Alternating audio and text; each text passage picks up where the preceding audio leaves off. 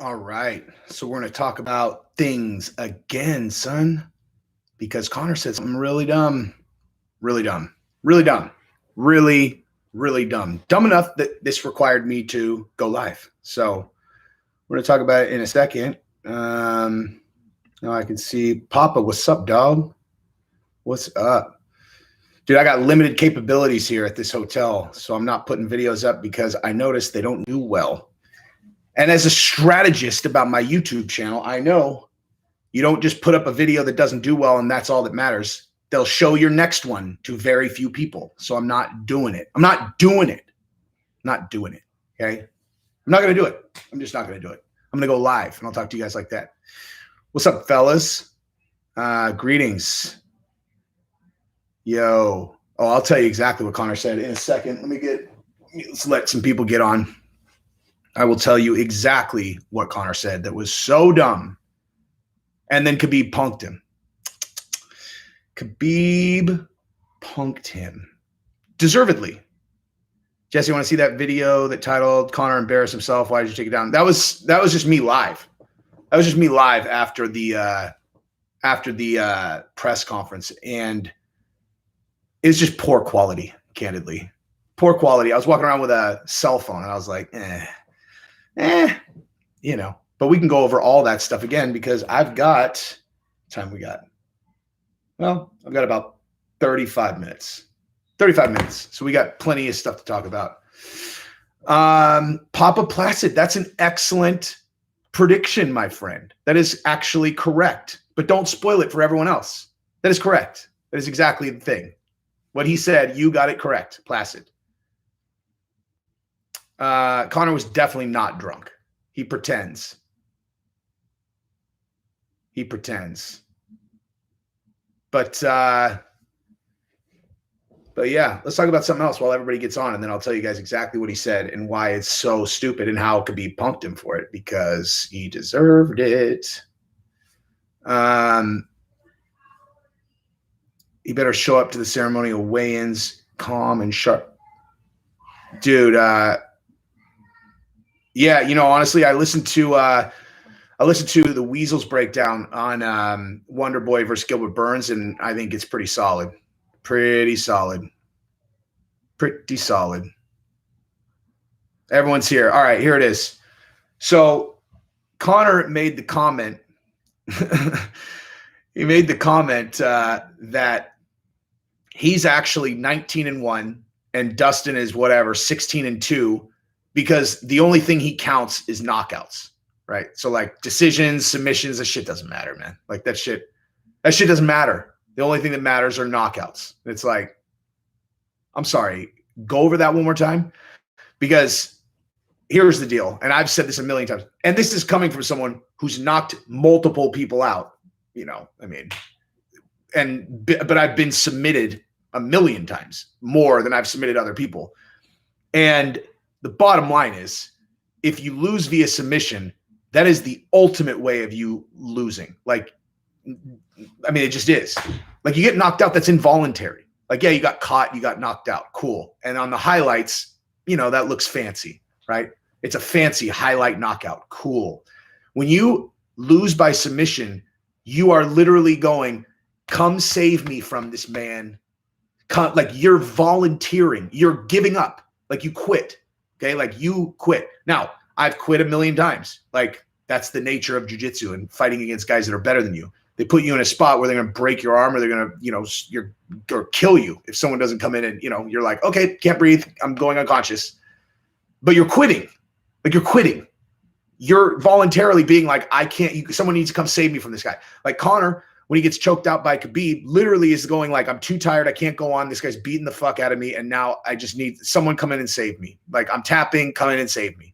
You're telling me that's like, it's better if you win by knockout than that? I totally don't agree with that at all. I don't agree with that. I don't agree with that at all. There's no shame in it. No, I'm not saying there's shame. I'm saying to say that it doesn't count is absolutely idiotic. It's like the stupid. It's so stupid. It's so stupid. Of course, he's just saying that for clicks and headlines, but it was really dumb. It's a really dumb thing to say. I love Conor. I'm very much hoping that he wins. I am very, very much hoping that he wins. But like for no other reason than that the sport is more interesting when he's in the mix. But like, man, dude, like I'm just gonna say this. Look, so I did the video where I was like, dude, Conor's looking killer. He looks like he's gonna murder these people. He's ready to kill. And I put that video up. And then inside of an hour, the first embedded with Conor was on, where I don't know if you guys have seen it yet, but like he's riding his bike from his Newport house down to the McGregor Fast facility. And those guys are actually really cool. In my other project, we wrapped out with some of the guys over there. But like, I mean, but as it relates to the fight, dude, like Conor's coming out of this enormous mansion. He's got all this security. He's riding his bike down. They've got like cars. And I understand he does need that. Like he needs security like that. He's literally one of the most famous. He's probably top. He is an absolutely like in that top tier world famous athlete. There are only a handful of people where no matter where he goes, every single person knows who he is. Everyone, fucking everyone knows who he is. And it's a different world, but watching that embedded, you know, because like when he was doing the interviews and he's like, my family's not here. We're in kill mode. We're going to go get him. And I'm sure that that's what he did most of the camp. And then they did and I was like, dude, he's going to get him. He's going to get him.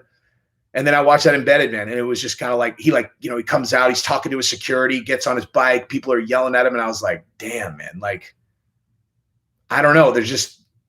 I understand that's his life. Like that's his life. And the fact that he is still choosing to fight, given that that's his life, is like, it's amazing. Actually, it's awesome. It's awesome. He doesn't have to do it. He doesn't have to do it at all. He's doing it because he loves it, which is amazing. It also helps his businesses. I mean, let's be honest. He's like, you know, if he wasn't ever promoting another one of his businesses when he fought, then, I mean, he would be dumb not to do that. But the bottom line is, it's not, you know, like the reason why I'm so tied to his journey, like anybody else who's seen it, is because I watched Notorious. And you're like, you watch this guy go from fucking welfare to biggest, you know, star in the sport. And you watch the whole thing and you're like, damn, he's just like me. He's just like any other person who just had a dream, except he actually did it. Like he made it happen. And he did it in a medium where he had to fight his way there. Not just take a risk and get there. He had to fight every way, all the way there. He's fighting, dude.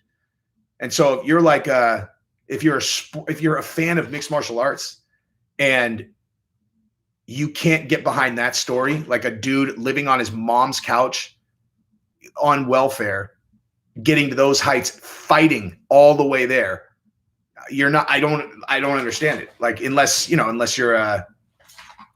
talked shit specifically about your way of life and you can just hate him, period, which I totally understand. But unless you're in that group, I don't understand how you wouldn't be inspired by his story. But at the same time, he's been a rich guy for a really long time now. So now it's like, he just looks different to me, where you're like, I get it. He's the same guy, but you can't get, I don't know. You can't get as like emotionally tied to his journey. I'll tell you what, everybody in the comments, yes or no, have you seen the documentary Notorious? And then right next to it, are you rooting for Conor? So first one, yes, no. Have you seen Notorious? Second one, are you rooting for Conor? So if you've seen it and you're rooting for Conor, it's yes, yes. If you've seen it and you're not rooting for Conor, it's yes, no. If you haven't seen it, no, no, you get it. Yes, yes. No, no. Yes, yes, no, no. Yep. No, yes, yes, yes. See, I'm saying you're not going to see any yes, no's, dude. Like, you're not going to see very many. Look at that. See? Yes, no's. You just wrote that because I said it, Salty. Don't break my balls. Oh, actually, no. You're in that other group. I know. Yes, no. Casey Jones, why? Now I just said there's not going to be any yes, no's, and people are just fucking typing yes, no. Come on. The question is, have you seen the documentary Notorious? then you write yes. If you're rooting for Conor, yes. So it's like if you haven't seen it, so like if you haven't seen Notorious and you're rooting for Conor, you say no, yes. If you have seen it and you're not rooting for Conor, it'd be yes, no. If you've seen it, rooting for Conor, yes, yes. Because I honestly think there's a direct correlation between people who have seen that documentary and just like a fundamental inability to let go of wanting to root for Conor. Because, you know, distant power, why? Why aren't you rooting for him? I've never done a call-in show. I don't know how to do it. Okay, I see you, distant power. I already acknowledged you. Yes, no. Why? I said why? I like Dustin's story too, man. Dustin handled himself very, very well yesterday. And then talk shit online.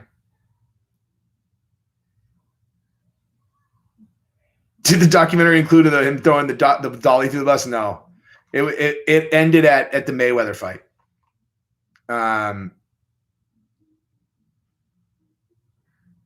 Did Conor's press conference yesterday affect my prediction? No. I'm rooting for Conor, but only because the sport is better with him in it. And I think if he loses, I mean, what is there for him to do? You know, like it's just bottom line. When Conor's fighting, it's more exciting. Whether you hate him, like him, doesn't make any difference. Like the entire sport is more exciting with him there. But wait, hold on. Evan McDough, when did he make fun of people without money? I've never heard him do that.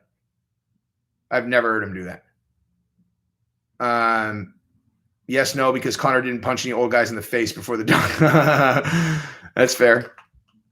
Well, hold on. Let me see that one. Magic in the making. Thank you very much. What do I think about the kick during the face-offs? I think throws during the face-off, the other guy has a right to respond. I agree. I mean, he's not really intending on hitting him. He's done that a ton of times. He always does that shit. He punched Nate's hand. You know, he tried to kick Khabib, and that was like the most embarrassing kick attempt ever. That kick he tried to throw at Khabib was not his finest moment. Oh wait, what just happened? Okay. I'm sorry, I don't know how to pronounce that. Harry Willie.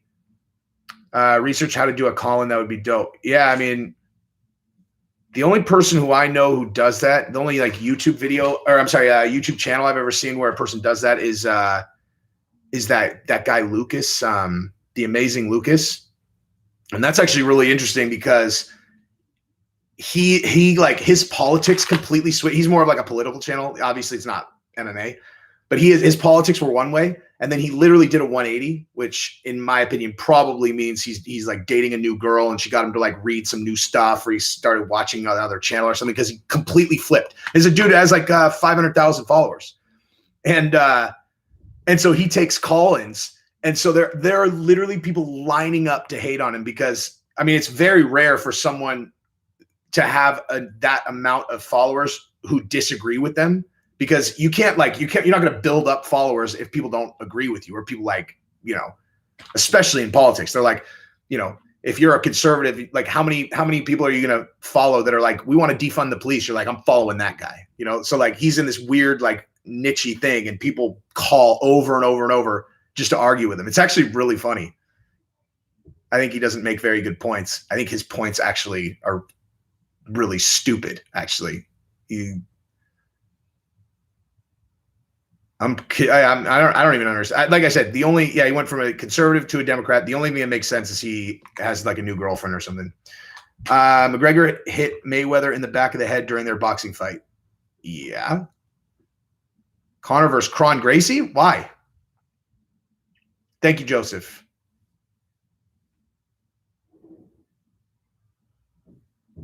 I mean, of course, Amazing Lucas started hemorrhaging subscribers. No, John Taylor, that's not true. I think what it was is, well, first of all, I don't think he ever said he was a conservative. I think that there are just like these certain things that people assume people are conservative. Where like if someone's like, I can't stand social justice warriors, everyone's like, oh, he's a conservative. And it's like, no, just can't stand woke shit, like really can't stand it. And they're like, well, you're a conservative then. You're like, no, I'm not. I just can't fucking stand woke shit. And then when the police stuff happened, he was on the complete other side of the issues with the police. And so people were like, oh, he flip-flopped. But I don't know. I don't think any of his points are very strong. So Conor's Twitter fingers are not Conor 50% of the time, at least. Americans have to understand that race relations in other parts of the world are not like the U.S. He's not racist. I don't know who we're talking about, but 99 times out of 100 in the United States, if someone gets called racist, they're not racist. MMA holes, Stu Collins. See, dude, the thing is, like, I actually legitimately need someone who has some chops to come in and like correctly set up my microphone. Wait, is this true? What did he say? Thank you, Go Flamingo. Oh, are you asking about Conor? We already talked about it, but basically Conor said that if the only wins that count are if you won by knockout. He's saying that like losses by submission don't count, which is the stupidest fucking thing ever. Put it this way, a lot of niche jiu-jitsu fans would be interested. Not sure that's a good point or reason. Fuck. I'm sorry. If you guys are, if you're doing points that are in two different things, I'll only see like the one probably. Dylan, thank you very much. If Gilbert Warren wins, do I think he'll get a rematch with Usman? Thank you very much. No.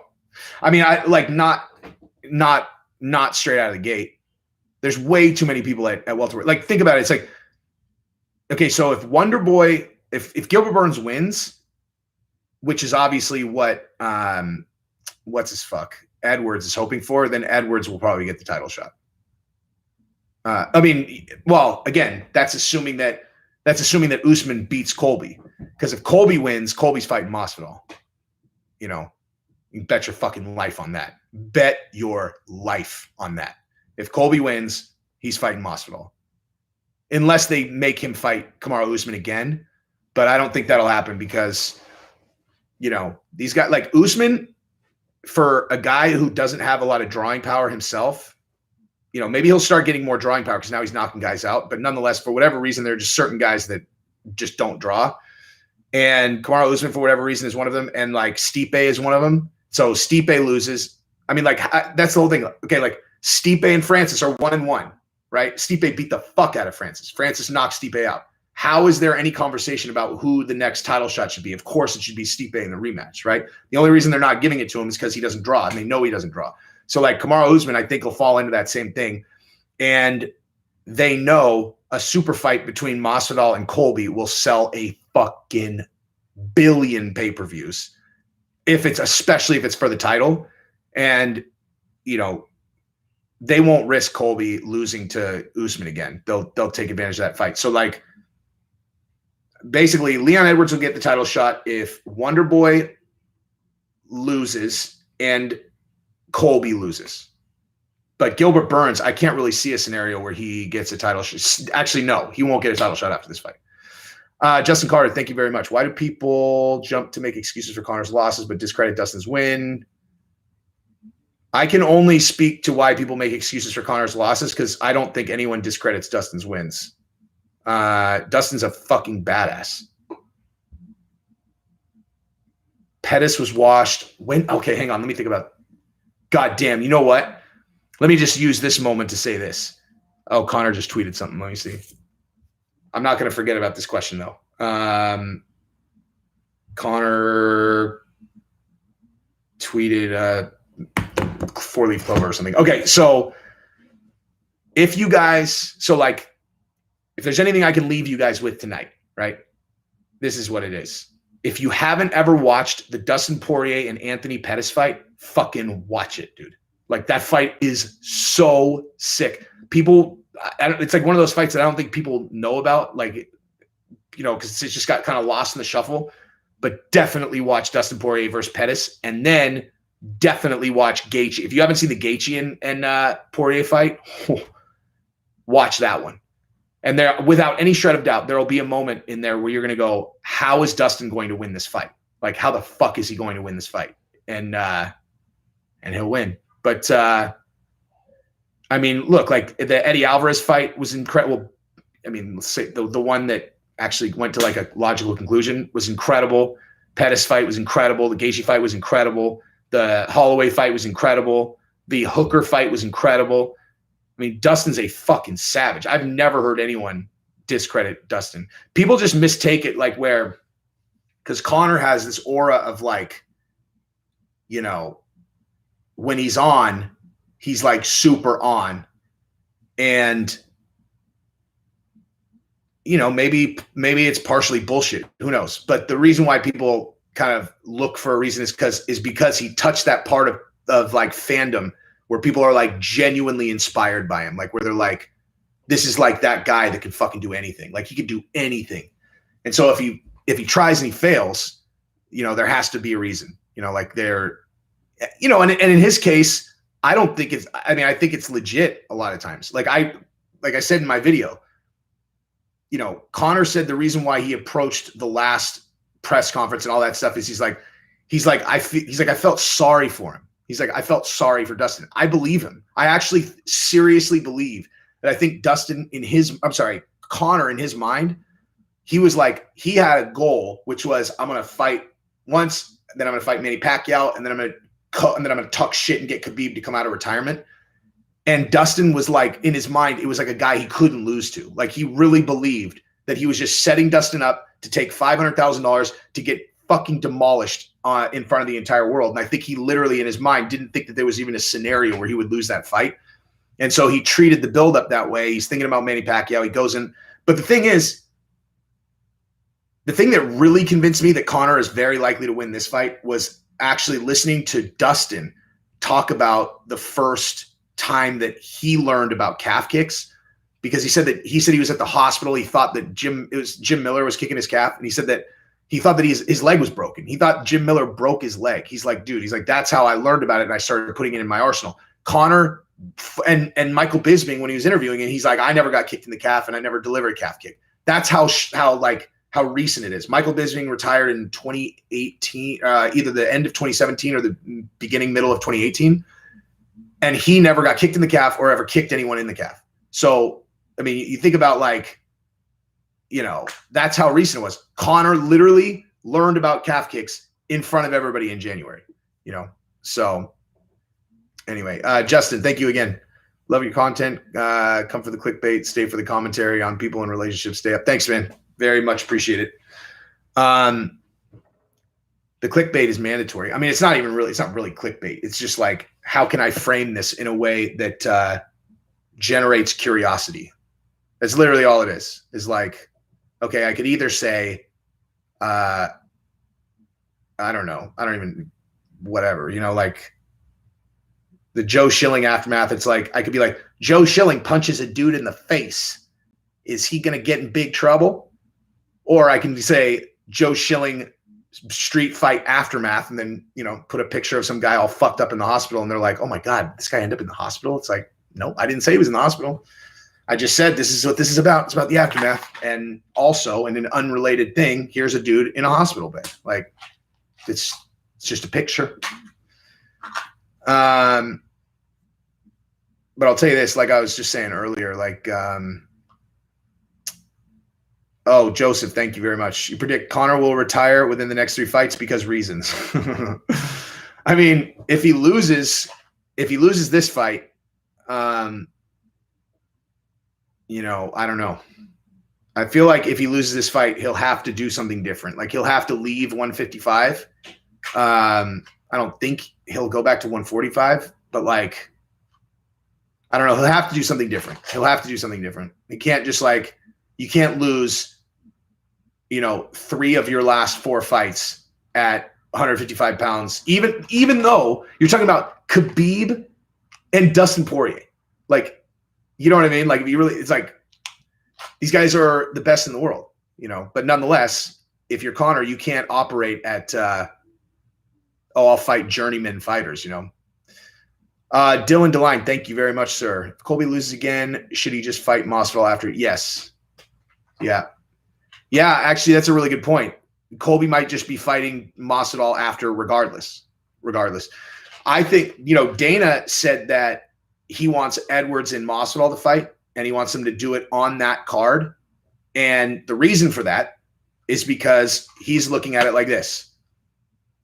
If Usman wins and Edwards wins, Edwards gets a win over Masvidal, which hypes that fight. Usman, beats Colby, then that makes their fight big. If Usman wins, Masvidal wins, that's the only scenario where it's not a good outcome, right? Because they're not going to fight again. Although, but even still, it's a win-win anyway, because even if Usman wins and Masvidal wins, then Masvidal can fight Colby, and then Masvidal's coming off a win, and that hypes that fight up. If Colby and Masvidal win, that's big time. That's the one. That's them rolling the dice. Okay, it's probably a long shot, but both these guys win. But if they do, then it's a super fight and it's for the belt.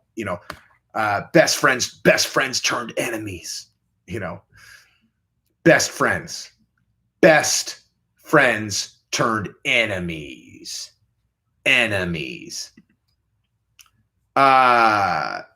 Cody Royal, thank you very much. Do I like evil McGregor or nice McGregor more? Oh gosh, I don't like either of them, to be honest with you. I like funny McGregor. I don't like,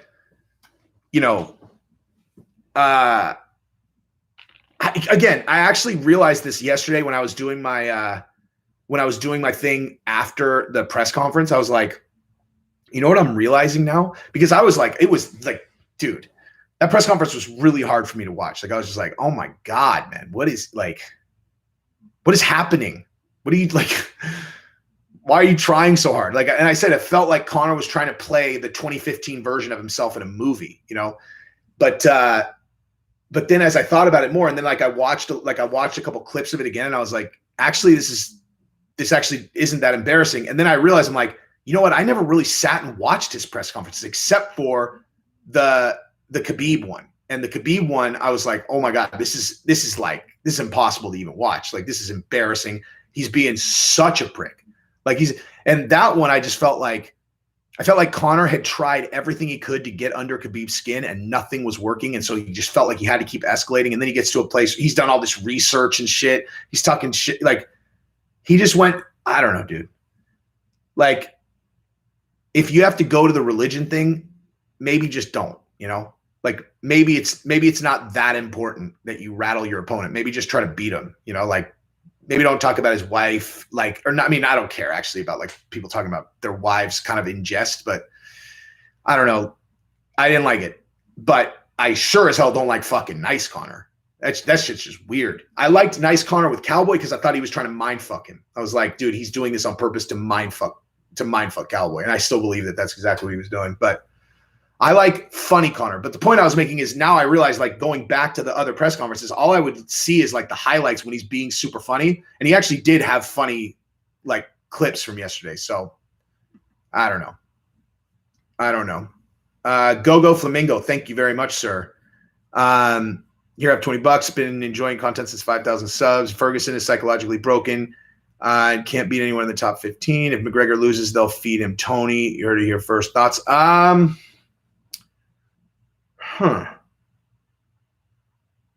Well, first let me say the first thing. Ferguson is psychologically broken. I think maybe he's more physically broken. You look at how he fights, he's not a person that could lose any aspect of his game. He can't slow down. He can't have his chin get weaker. He just can't get, he was fine-tuned to win the way that he was winning, but he couldn't sacrifice anything. And so taking beatings like he did, now he's 37, 38 years old. I just think it's the natural order of things. But yeah, I mean, it happened. Age is undefeated, man. But against Conor, I don't think so. I think if they were going to do the Conor and whoever fight afterwards, I think they'll do Nate Diaz. And I certainly hope that that's the case, because Caesar, all my guys, all the guys that I'm even remotely actually associated with will make out like bandits if Nate gets to fight Conor again. So I have to root for that. But also Nate and Nick. Like, well, Nick is going to supposedly fight against Robbie Lawler, but who knows, dude? There have been all these reports about that. I asked Caesar last time they were talking about Nick coming back and fighting. Caesar's his fucking coach. I asked him directly. I was like, so Nick's coming back. He's like, he always says he's coming back. He's like, but he's in shape. He's like, he's in great shape, but you don't know for sure until he signs. So they could be saying in the press, like, Nick and whoever's in the works, like, till his name's on paper, you just don't know. But Nate has the Masvidal fight. He's got the Conor fight. But those are the two fights that make the most sense for Nate, because he's a blockbuster. Like, you've got a few more blockbuster fights with him in it, and they make the most sense against guys like that. You know what I mean? But Ferguson, I don't know what the hell you do with Ferguson, to be honest with you. Because, he's not going to beat. Like, if you go through, like, if you think, let's just look at 155. You go through the top, 10 guys. I wouldn't pick him over any of them, I don't think. Like, let me see what the rankings say, and I'll tell you if I would pick Tony over any of these guys at this point. Because, Dariush is a monster. And, you got to understand, too, once Tony lost 2 in a row, his next fight, they're not giving Tony someone that they think Tony's going to beat so that Tony can go on a run again. That's not how this works. Like, in the fight business, as soon as you recognize that a fighter with a big name is on his way out, you choose an up-and-coming fighter that you think can potentially replace him. And you put them together, with the intent of the new guy beating him, because he can take his shine and take, because now everybody knows who Dariush is because he beat the shit out of Tony Ferguson. But, but then sometimes guys rise up from the ashes. That's what happened with Masvidal. Masvidal, they fed Darren Till, Jose Gaspar, thank you very much, sir. They fed Darren Till Jose Masvidal, thinking like, this guy's used up. He had lost a couple fights. We need to get Darren Till back on the horse because he lost to Tyron Woodley, and he is one of the very few guys that's like Conor McGregor level, Nate Diaz level potential superstar. So they want to get him a win. So they give him, and Masvidal had a name. They give him Masvidal, and then Masvidal stole everything. Took him down in England, in a hostile territory in just dirt nap style, and then he took it to Ben Askren next, and he just he resurrected his career, the resurrection. But he was being fed to Till just like they were feeding Ferguson to Dariush. Oh wait, okay, so let me see. So, they still have him at number 6, but let me think about this. Okay, so I don't care about the 15 through. Let's say, okay, so number 11 is Kevin Lee. He's mind fucked completely. So maybe Ferguson could beat him. Gregor Gillespie, maybe Tony could win that fight. Islam Makhachev, nope. Islam beats him. Dan Hooker, that would be a good fight, actually. That would be a really good fight, actually. Rafael Dos Anjos beats him. Conor beats him. Chandler beats him. Dariush beats him. Gaethje beats him. Dustin beats him. Oliveira beats him. Obviously, Khabib beats him. So actually, I don't know. I think a Dan Hooker fight makes sense. I think you put Ferguson with Hooker. That makes a lot of sense, actually. Unless you really want to put him on his way out and you give him Makhachev. Does Makhachev have a fight booked? I don't know if what, baby? I don't know. Here, you want to say hi to people? All right. Conor is going to sleep Jolie Poirier's wife. Then England are going to win Euros on Sunday. Can't wait for this weekend. Yeah. That was by the way, that penalty kick that they gave England was fucking bullshit. But I would rather see England win, but that was a bullshit PK they gave him. My favorite part about your content is you automatically assume every famous person you mention is watching. Correct. Correct, sir. Correct. Because what is more valuable in this world than relationships? And I am not going to ever nuke a relationship for some bullshit I said on my channel that I couldn't take back because it was written in pen on the internet. And there are lots of guys that I don't assume are watching, but anybody that I might have some kind of proximity to, yeah, I mean, I would never say anything. I mean, I wouldn't talk shit about anybody else buddies with anyway, but I've always spoken very highly of Ali Abdelaziz. I don't know him because I have a feeling he and I are going to do some shit together at some point. Hezbollah or Beetle. Oh, dude, Hezbollah over everyone. Thank you, Spacula. Jones versus Cyril Gahn. I like that. I like that fight. That would be a very interesting fight, actually, because Gahn is fast. I don't know. How do I see Conor versus Charles Oliveira going? Let's see how this fight on Saturday goes, and then I'll answer that. Remind me to answer that after this fight. Oh, come on, Daniel. You thought that was a good call? You thought that PK, that was a good call? You thought that was a foul? Give me a break. Come on. Dwayne Eskridge, wide receiver. Oh. Do I still feel the same about Conor winning? Yes, I do. I do think Conor's going to win, but only because I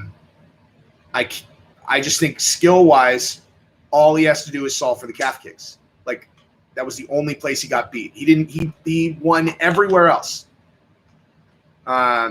The problem with Tony is that he's running his camp. He's the head coach. No fighter has succeeded at that except Alex Moreno, Islam, and Thiago and Simpson. Yeah, thank you again, Papa. He's a crazy person. Like, he's like a legit crazy person. You know? He's like legitimately crazy, obviously. But like, I heard that he was working with Freddie Roach. It's like, are you going to work on your boxing now when you're 37, 38 years old? I mean, wait, I just saw a question that I was going to answer. Oh, what did McGregor say? McGregor said that submission losses don't count. Dumbest thing ever. Joseph Ferdago, Rocky Marciano versus Jack Dempsey. Thank you for the super chat. Oh, I have no idea. Marciano, just because. I have no idea, though.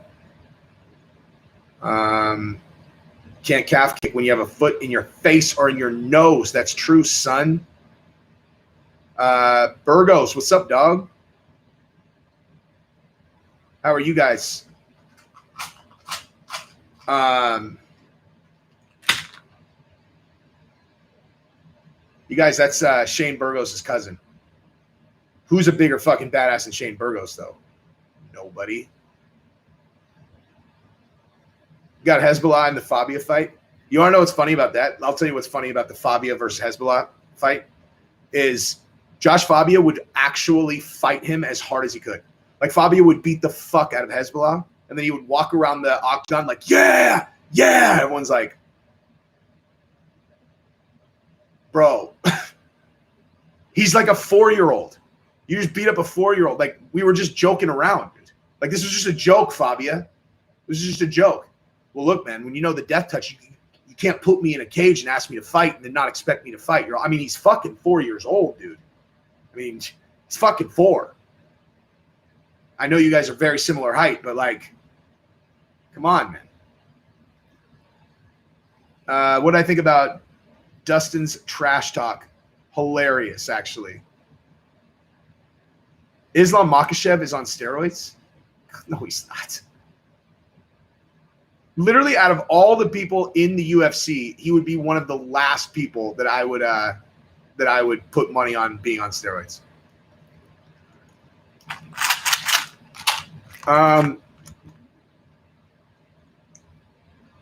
England soccer team are a pack of divers. Every soccer player is a diver. How much did I put on Conor? I don't do that. Not that much. Just like a lot for me betting on a single fight. You know, it was like a big bet for me. Tony Blas, thank you very much. Me and Mix Molly got to start a podcast. You guys take over. Yeah, I know, dude. Thank you. We've We've talked about that. He's not going to do it. He's not going to do anything unscripted, man. He's like, it's just not his thing. Speaking of which, he and I just we were talking through email the other day, and every once in a while stuff gets lost in my email, and if I miss it from him, I'm like, what the fuck was I doing? Wait, what? Shit, he responded.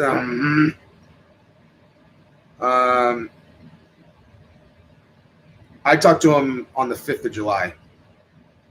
But what'd you guys think of the new Rose video? The one that he did. If you guys haven't seen it, he has a new one out. Fraser T, thank you very much. So amazing how big your lives and channel have become, man. Congratulations, very well deserved. Thank you very much.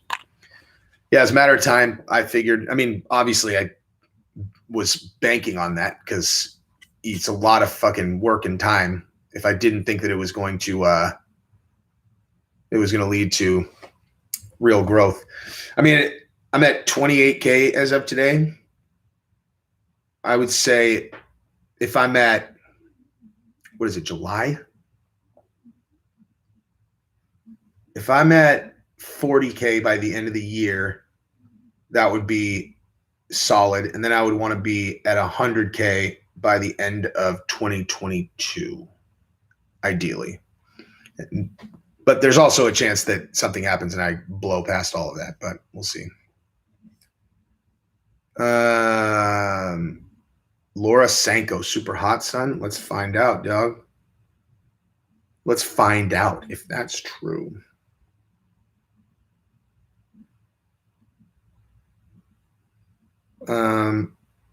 I don't know. Oh, the UFC analyst. How did she's just like a ESPN chick or like, good God. Look at that picture. Jesus. That is hard to look at.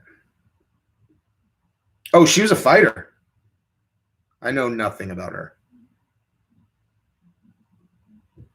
Good Lord, huh? Well, I noticed she bolted on a fake rack, and between her and Paige Van Zandt, that seems to be a really strong business decision if you're a female MMA fighter. Like, I shudder to even imagine how much money Paige Van Zandt is making on OnlyFans right now. Jeremy Carey, honest question: how did I get started? How did I get started? Oh wait, how did I start getting big on the MMA scene? I just found you during the Fabio videos. The Fabio videos, probably. I mean, like that's when those were the first ones that blew up. I only started doing this a year ago. I guess like 14, 15 months ago. Because what happened was, remember when Chael used to do fan questions? So I'd been on a couple of TV shows. So like I obviously knew I was, uniquely suited for being on camera. All it takes, get on a reality show and then be on a reality show with a bunch of people you know. And if you're wired to be filmed and be charismatic, believe me, you'll know instantly because you'll watch everyone else and you're like, what the fuck is wrong with you guys? Like, what are you doing? They're like, what do you mean? This is how I normally act. You're like, that is not how you fucking normally act, dude. Why are you talking like that? What? What? You're like, what are you doing? I don't know what it's like. It literally breaks most people's brains. So I knew it didn't break mine.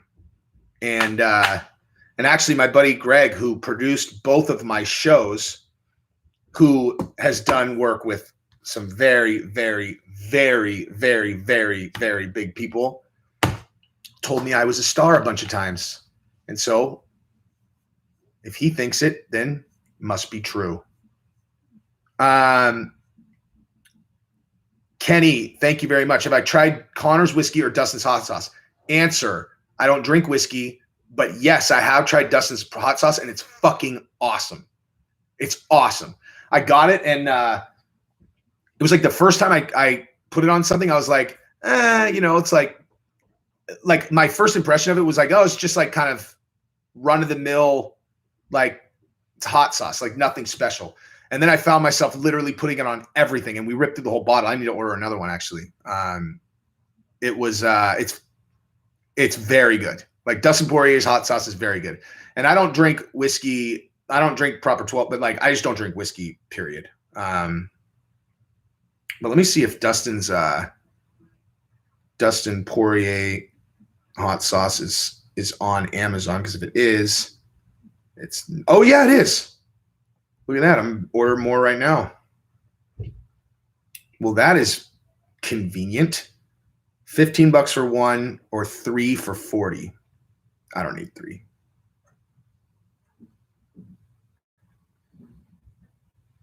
Man, I wonder how much hot sauce he's going to sell this weekend. James Nicholas, thank you very much. Been following me since the Mixed Molly plug. It was like 150 since the very beginning. Yeah, dude. Like, you know, the reason why Mixed Molly plugged me is because I had Mixed Molly is my favorite content creator ever, like ever. And so I had actually reached out to him through Patreon, and I sent him a link to the reality show that was about my like company, which is, if you haven't seen it, you can search it on YouTube. It's Jesse on Fire Startup, and just the one that doesn't have like a professional looking thumbnail. It's just my face. And I was like, dude, I would be honored if you would give that a run. And so, like every other person who's ever watched it, afterwards, they think I'm really cool because not because I am, but because the show is made to make me the hero. Like, it's like, it's edited to make me like the fucking hero. So he and I developed a friendship there. Jonah Walsh, thank you very much, sir. But yeah, I love Mixed Molly, dude.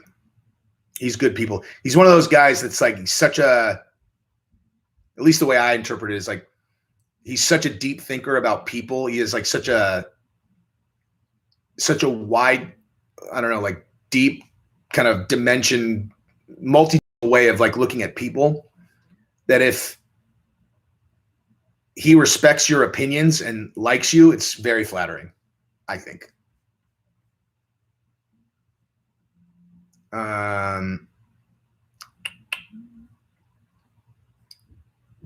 We need some new big names. Yep. Hamzat versus Leach for 267. Nice. I'm very, very curious to see how Hamzat does. So does Mind Smash. I like Mind Smash stuff. I don't think he makes excellent decisions as a creator. Not because his content's not awesome, just because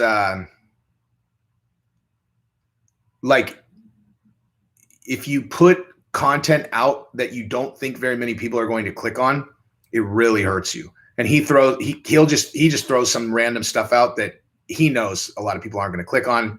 And then, like sometimes people ask me, they're like, dude, how come I'm not getting alerts from your videos? What that means is that you probably saw 1 or 2 of my videos that you didn't click on. And then YouTube goes, okay, well, he doesn't care about that shit anymore. That's why. And so like, if you put out a couple videos that are just stupid topics that no one want to watch anyway, then what you're doing is, you're telling YouTube that anyone who normally gets suggested your stuff and then they don't click on it, to not show your stuff to them anymore. Dylan J, thank you very much.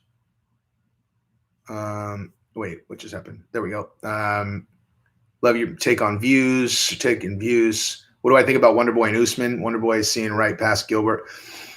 If Wonderboy wins, then I think that the Wonderboy and Usman fight is by far the most interesting matchup that there is at welterweight, because, I won't pretend I knew this stat off the top of my head before today, but like on the Weasels breakdown for this fight, he pointed out that Wonderboy's been taken down twice in the last like million fights, and both of them were by Tyron Woodley, and they were after he got clipped. So like, I know, dude, Kamaru Usman has vicious striking now, but it's pretty straightforward. He has great straight punches, has a great jab, has a really great cross, and it's fucking Wonderboy. Like, he's one of the trickiest strikers there ever was. So James Nicholas, super dope to be part of the growth since day one. Thank you very much, sir. Yeah, I remember. People think I don't remember him. I do. Go Flamingo, thank you very much. Thank you. Do I agree that Masvidal won the first round against Usman? He got taken down, delivered more damage than he took. I think that's the best version of Street Jesus we've seen before he got caught. The first round was close. You know, like what I was saying about rewatching Conor and Dustin's last fight, how I saw it completely differently when I watched it the second time, and I was like, wow, Conor is ridiculously good. Like Conor's all Dustin had was those calf kicks. And with guys like Masvidal, Conor, I can't be objective when I'm watching it the first time. Like I'd have to go back and watch it because I can't be objective because I actually have like a you know, kind of like a passionate drive for one of them to win. And that way, like my nerves, you know, like if there's someone I really want to win, even if they're winning, I don't see it that way. Like, cause I'm so nervous that like, I don't interpret it the way it is until after the fight where I know what's going to happen. And then I go back and rewatch it. Jebediah, thank you very much. The Weasel MMA is super good. Of course, dude. I've been fucking quoting him. I've been quoting him all day. He's a stud, man. I love that guy. He's got great breakdowns. He's got really good breakdowns. Islam Makhachev hit under the bed from Dana calling him about Kevin Lee. What? I don't believe that. Kevin Lee does not want Islam Makhachev. I don't think.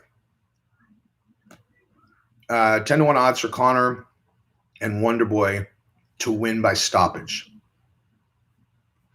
So both Conor and Wonderboy win by stoppage, and it's plus 1,000.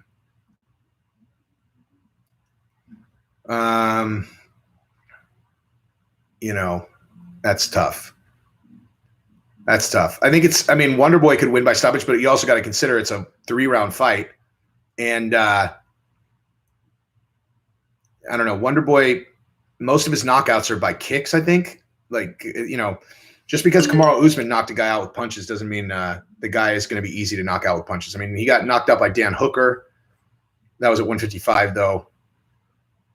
I don't know. Burgos, what's up, my man? Nice, dude. Thank you, sir. So sure. So you're in Chicago and Shane is in New York back at the gym. Dude, you know what? I didn't know where Shane was from, but he fights like a fucking dude from New York. He fights like a New York fighter. He's just going to walk you down and try to break your face. I'm going to answer that. Libad is my wife's swing. Actually, yeah, I do agree with all of that. I think if Conor beats Dustin, then he beats Oliveira. He'll push for the Khabib fight first. Like he'll try to get the, you know, Gaethje to go fuck himself or whatever. But it depends on who the champ is. I don't think he'll fight Kamaru Usman. I really don't. I don't think like that would be crazy town if he did. What's my fighting weight against Fabia? So I think the lightest I could possibly realistically get down to be 170 probably. I mean, for sure, if we're doing like regular weight classes, there's no fucking way I can make 155. None. And 170 would hurt, dude.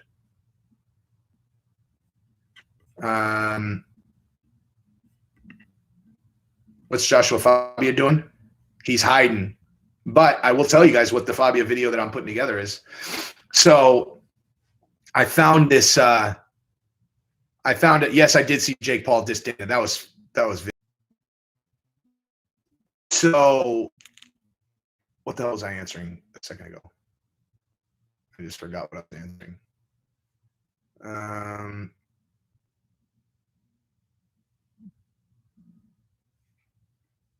Any thought on what happened to Shane Burgos last time out? I'll answer that, and then I got to jump off, you guys. Yes, I do. I think he's one of those guys that's just built out of granite. Like, he's a fucking tough guy, dude. And he is used to walking guys down, eating shots, delivering more punishment than he takes, and winning like that. He's got that hunched over thing, and he fucking just walks guys down, hits people. He just makes them pay. Like, if they're going to hit him, then they're going to pay for it. And he just got into a slugfest with someone who was hitting him more than he was hitting them. And, his look, like, where your spine meets your skull, that's an area where if you get, you get nerve endings kind of knocked out of alignment, or you get something kind of not connecting exactly correct, your brain, if you're fucking Shane Burgos, is going like, just keep walking him down. And then you have your spine that's sending messages to your entire body from your brain, right? And if something gets knocked out of alignment, you're like, I'm going forward, and the messages just literally stop for a second, and all of a sudden you just fucking fall over. That's why I was saying last time he was on here with his cousin last time, and I was saying you should give it a good amount of time to let that heal up pretty well, just because he'll be fine. But if he fought too soon, in my opinion, like, just time on its own will give him a much, much higher likelihood of winning in his next fight, because if in like where he wouldn't if he waits another 2 months or whatever. And we will talk very soon. Huge fight tomorrow night. Later.